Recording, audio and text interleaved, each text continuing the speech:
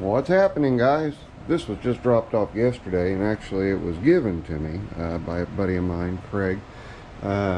It's got a gearbox leak, which is probably just this gasket right here, so we'll inspect that here in just a little bit. But if we look deep down in there, we can see some shiny, as though some oil has been leaking down there as well. That, or it's just getting flung up. Not real sure, but that whole shaft is wet in there. We'll take a look at that and see what's going on there, see what we can do to remedy that leak. But this is a Mantis, and it has a four-stroke Honda engine right there. It's a GX25. This is real similar, only newer, to the one that I use myself. And checking the oil on these is as simple as setting it, orienting it like I have it oriented here, just laid down just like that, to where you get the oil fill sitting level. You just open that up and take a look, see how much oil's in there. And we are plenty full, and it looks good and clean too. Craig's really good at taking care of his stuff. You may remember his hand brush painted John Deere 420 that came in here. It's been 3 years ago. But at any rate, not Mama Sue's, don't get it confused with that. That one's been sold. That one's gone too. But he's got all the paperwork right down to the warranty and the Mantis DVD and just the whole 9 yards. Everything's there. I love somebody who's prepared like that, because I am very much the same way. Even has a really cool kickstand. Wouldn't that thing be neat to repurpose onto something else? A dual kickstand like that? Yeah, be pretty neat. It's that covered up thing there. We might take a look at that today. But it's cold in the shop. I shut the heaters off so that I could just introduce you to the Mantis. I'm going to set it up right, put some fuel in it, and see if not certified for sale in Australia. Sorry guys, Aussie's just going to have to find a different kind of tiller. We're going to see how well it runs. When he brought it over, apparently it was stored on its side, and some of the oil drained out and saturated the filter. Well, I've cleaned the filter, so we shouldn't have any problems there. So let me get it on the ground, put a little bit of fuel in it, and we'll see if this sucker will start. It doesn't look very old, at least not to me. Mine's definitely older. If we can get this thing operating the way that it needs to operate, we should be in good shape. And he stores everything completely empty. Good man. Good man. Bravo. I applaud you. And he even lets the engines run until the carburetor has siphoned all the fuel out of it that it can possibly siphon out, to help protect it from ethanol fuel damage. So brilliant.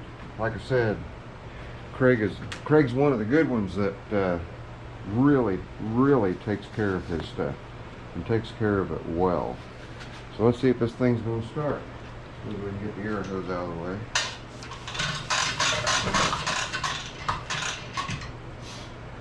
Alright, primer bulb. Let's get it. It's going to take quite a number of pumps here to get fuel up into it. And we've got fuel up into it. We'll give it just 2 or 3 more. Flip the choke. And it is, what? Let me check the temperature here.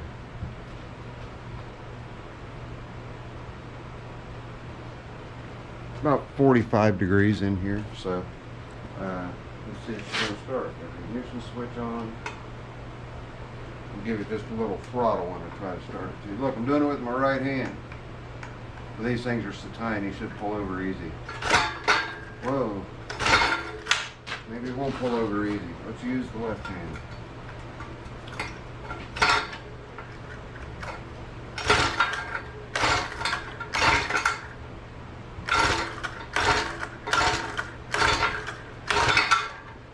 Oh, get back up there. It stuttered like it wanted to start.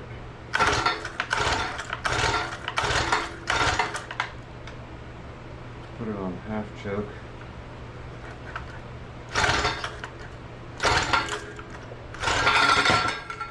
Yep. Well, kickstand, stay up. You guys enjoying my struggle?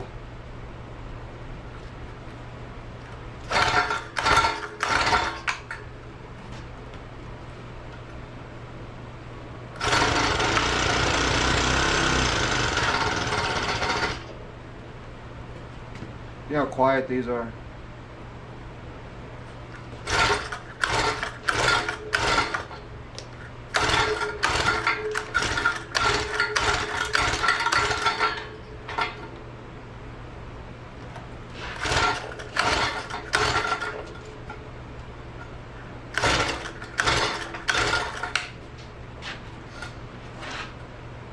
I may have to tinker with it a little bit.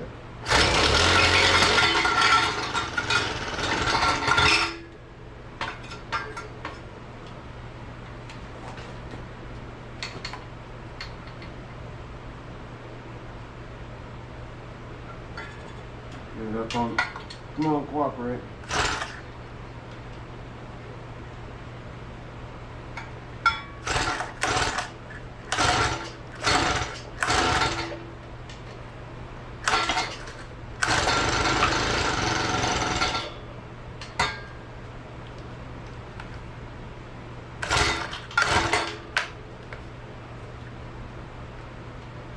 May still be trying to get the air out.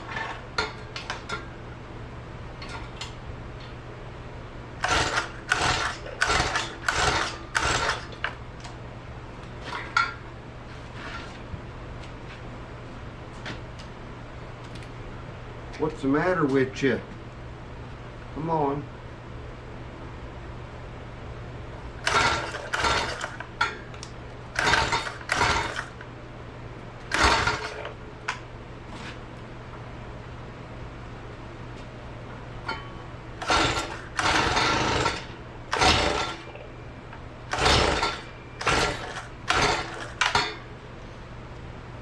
I guess we'll put it back up on the bench.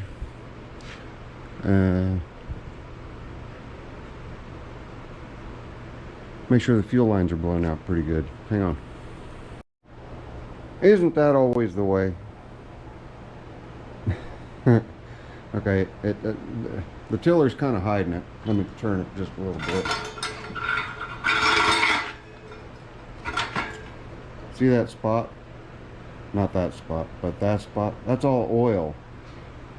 When I had to clean the air filter out and squeeze the oil out of it, I should have tipped the whole thing over a little bit to get the rest of the oil out that was in there. All that came pouring out of the carburetor, oddly enough, when I was pulling it over. So I pulled it over, I don't know, a dozen times or so. All of a sudden it just started and idled. Having said that,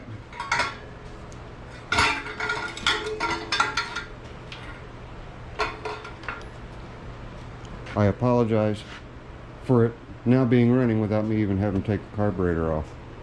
So I've got the switch on, no throttle.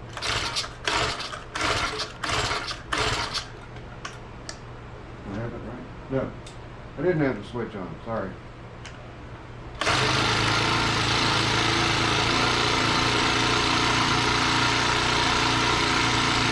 Just sit there and purrs like a kitten.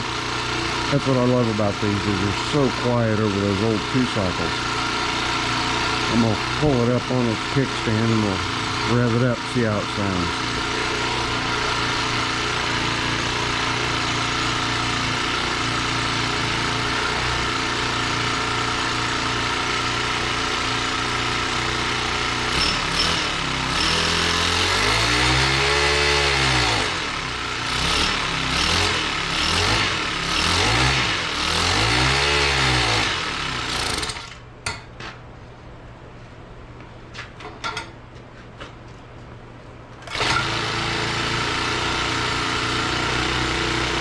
sounds like they need to do a little bit of carb adjusting that, or there's just still some residual oil in there that needs to, excuse me, burn out. So let's get on to the next thing. Cool little free Mantis Tiller 4-cycle with a Honda engine on it. All together now. Zippo, move that tool cart. I didn't hear you.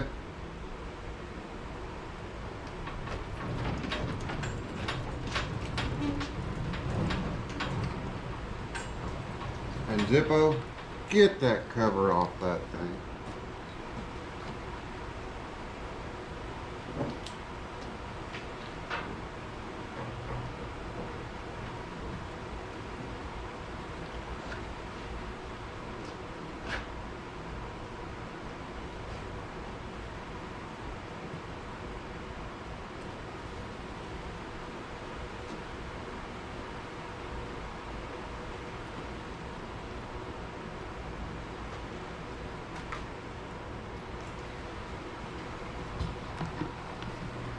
Zippo got a scooter, but what kind of scooter is it? It's an actual Vespa from 1979. It's a Piaggio. The top cover's cracked. This thing, it took a tumble. And it took a tumble before 1984, because that's the date on the title when it was last transferred. 1979. It has 7,548 miles on it. It is kickstart only. They had these in electric start as well. It's the Piaggio, and there's a really good website goes over these things. Guy by the name of Robot goes over these things with a fine-tooth comb, and I'll leave a link down in the description of that. Now you guys might remember I said it's a three-wheeler. It has 3 wheels. Well, it does.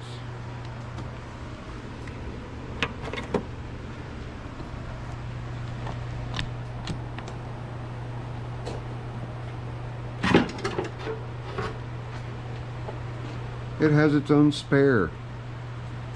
Isn't that cool? It has its own spare. It's pretty neat. I picked this up a while back, not too awful long ago, but a while back, and the gentleman that I picked it up off of, he's a tinkerer like me, and he got it running, and then he listed it for sale, and my great neighbor David, who likes to spend my money,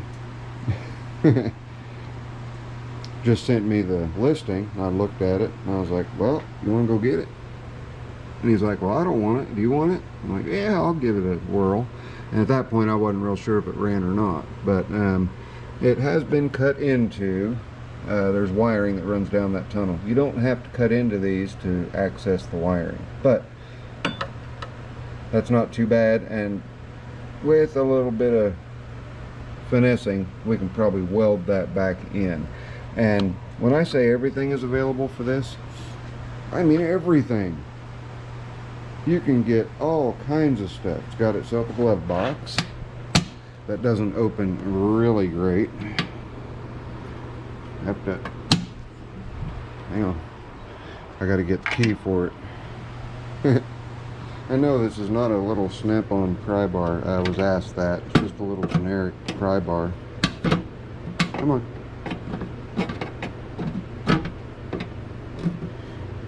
There we go. Okay. There. That little gasket right there, that guy goes right here. This is your oil sight glass, just let you know that you have 2-cycle oil in, because you don't have to put oil in it every time you put fuel in it. It is 2-cycle and it mixes itself, but right now it has premix in it and it does run. I guarantee it. it does run. I was out riding it the same day that I picked it up, and it's a 4-speed. You can see right here, we've got a 1, neutral, 2, 3, and 4 with the clutch, horn, headlight high low, turn signal left right, and kill switch. Kill switch does not work, but key switch does. The battery's dead, so I don't have any lights except for the headlight. The headlight is run off of the engine, off the stator on the engine, and everything else is run off the battery. So the battery that's in here is not good.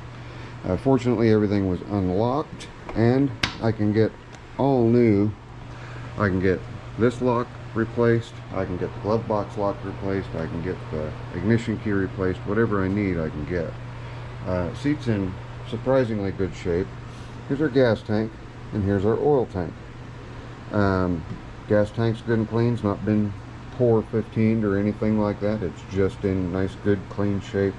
Engine's on that side. So let me get it down off the only kickstand it has, which is a center stand, and we'll get it moved over so we can get that engine cover off and take a look at the engine. This is the 200cc model, so larger model for the year, by the way, and it will do highway speeds.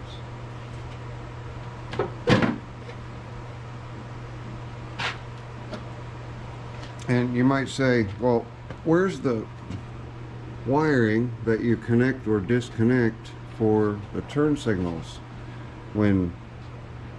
before you take that off? Well, you don't. See that? That's a copper contact, and it's insulated. And when you put this in the front hole right here, that is your electrical connection for your turn signal light. Isn't that brilliant? But we can see on this cover that this cover was blue. I'm going to pull the other cover off. We'll look at it, because I think the original color of this scooter was red to begin with, because this is the only evidence of blue that I see, and this was the side that scraped along the ground, and I'll show you the damage on that. But let's take the other cover off.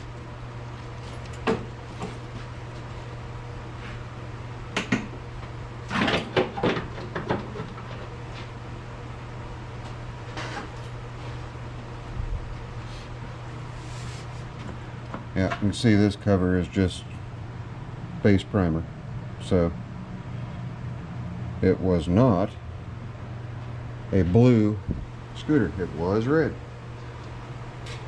And this, I think, is what's just going to be considered a rusturation, and by rusturation I mean I'm going to straighten some things out here and there, square a couple things away, get it mechanically sound, and give it just a real light going over with some 4/0 steel wool. After I go over with the 4/0 steel wool, we're going to clear coat it and make it kind of like a resto, no, not a resto mod, what do they call it? It's just going to retain its patina. But here's the 200cc.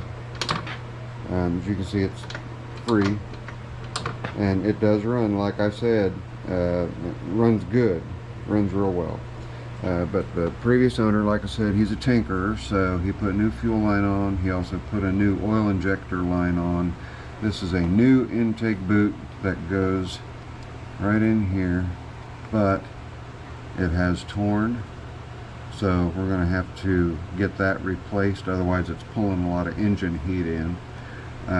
What it's supposed to do is wrap around this lip right here, and with that rip in it, it's not going to do that very well, so I'd rather just replace it. And like I said before, everything is available for these things. It's only missing a couple of fasteners, and if you go watch that robot on that channel that I linked down there, you will see I mean, absolutely, he tells you exactly what screws are correct and incorrect. He knows them that well. He knows. It'd be just like me on the Simplicities and Allis-Chalmers. That's him here. This came up from Florida. So if we look at the VIN here, first 3 digits are FLA, and that's because when these came over on the ship, they didn't have titles, so they had to be titled. And in Florida, that was how they did it. You know, you got your assigned identification number, Division of Motor Vehicles, State of Florida, stamped right on there. So the title reflects that VIN number. It's just like if here in Indiana, if we do what's called a new build, then a new build would be titled with a similar tag as new build for Indiana, and you would be issued an Indiana title after an inspection was done. So I will have to have this inspected in order to get it transferred over to an Indiana title, but that shouldn't be any problem at all. But where it laid down, I mean, I can only assume that this was replaced and that this grip was replaced, because this thing came down. You can see right here, this is all just folded in and has road rash on it. So it went in there. The fender, front fender, is all beat up. There's a little bit of scarring down here where it scraped along, but it wasn't really road hardened, put away wet. It was just road. It got in an accident and it was put away, and it was sold in 1984 and hasn't been on the road since. It is showing on the Florida title as a rebuilt, so the price that I paid reflects that. In fact, it still has the last registration of 1986 on the plate. So it was being ridden around, being busted up like that a little bit. The rear luggage rack has a little bit of an issue. It has separated here. It's being held on by some pretty strong wire, but we should be able to fix that. Throw a weld on it and then just give it some silver paint, keep it from rusting anymore. But that's just an accessory. You used to be able to accessorize these things out to the hilt. So I'm going to warm the engine up with one of the salamanders, and we'll see if we can't get this thing to fire up for you guys. So hang on for that.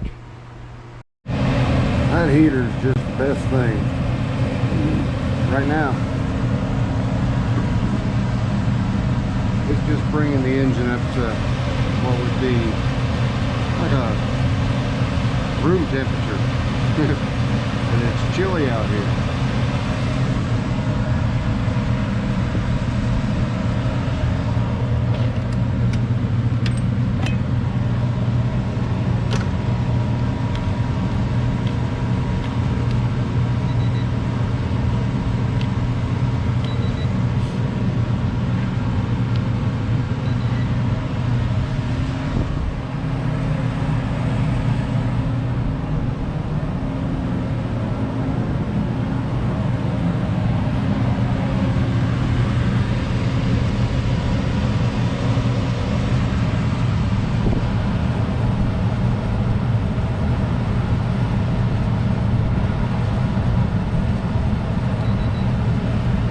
We're getting there. I want to invite you guys into my world for just a second, because it takes me usually hours to shoot a video, and the reason behind it isn't because I have hours of content. It's because I have squirrel moments. I just pop the oil cap off. Oh yeah, my wire brush bit me right beside where it bit me the last time. That wire brush over there, the one that's not supposed to bite me anymore because I reoriented it. But anyway, I digress. This is the fuel filler threaded rod, and the cap is behind me. Here's the cap. That just threads in there.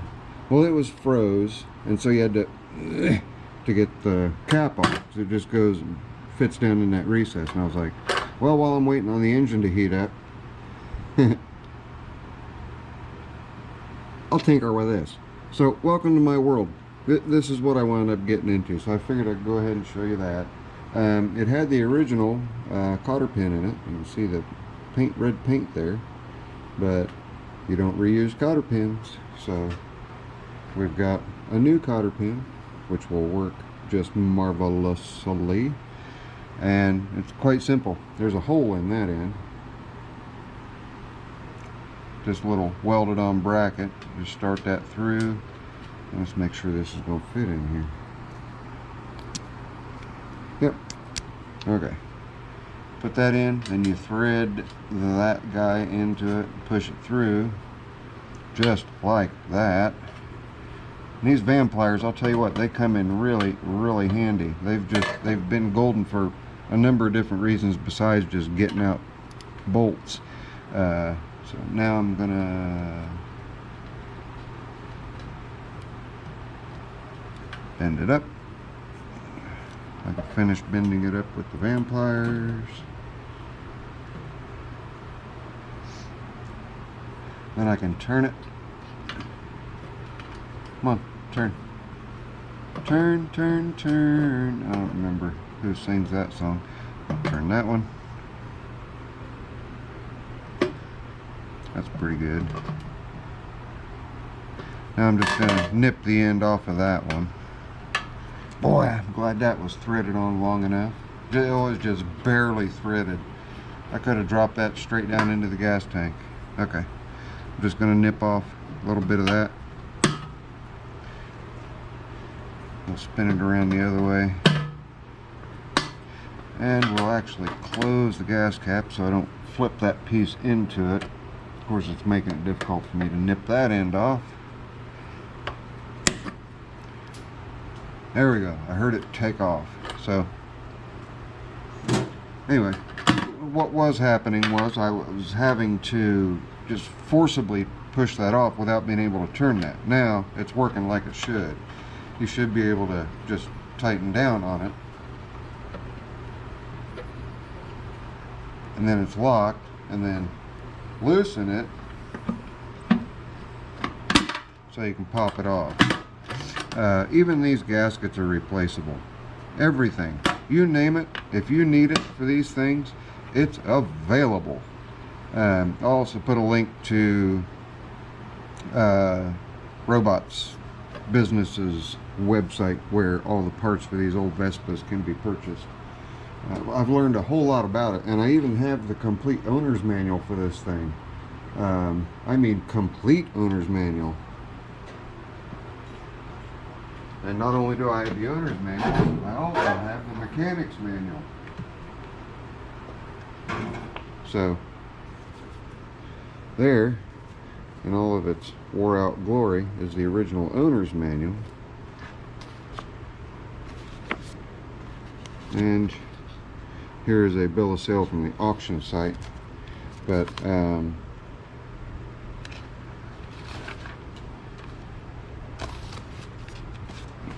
right there, service station manual, and then of course in Italian, but everything, and yes, it's in both English and Italian, but it is very comprehensive. It is absolutely complete. There are specialty tools that you need for certain operations, so on and so forth, but I just thought that was really cool that it came with that, and the fact that it still had its Florida title with it from the auction. So let's see if we can't make this thing do some rumbling and make some noise. Let's check the engine temperature. I am smearing all over everywhere. They say just rub grease on it to protect it, keep it from getting infected. I'll take care of that in a little bit. In fact, it'll probably just happen naturally, right? Alright, let me find a place where I can clamp you guys that's out of of the way. That should work all right. Here, let's see if we can get her started. And the starting procedure is pretty easy. You turn the key on, and you have your throttle control, which is in a normal place of a regular motorcycle. Make sure that it's in neutral, because if it's not, it'll take a scoot off on you. Make sure you turn your fuel on, and this is the fuel petcock down here. Pretty sure it's in view. The US had two positions, off and on. No reserve. Wait a minute. It appears to have reserve as well.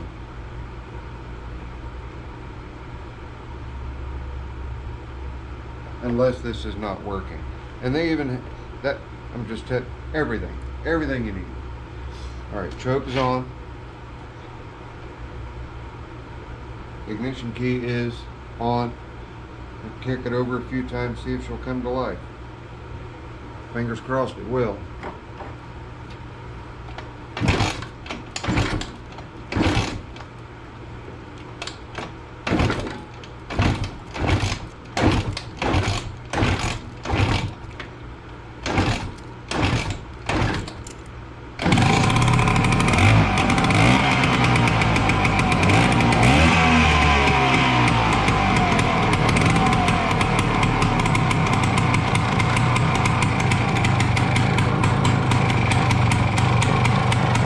Think of that.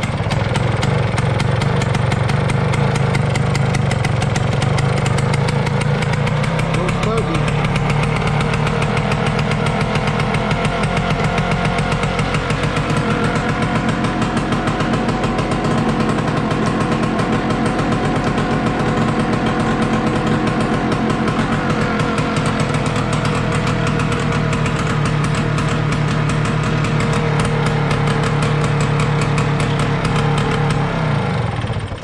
Smoky, smoky.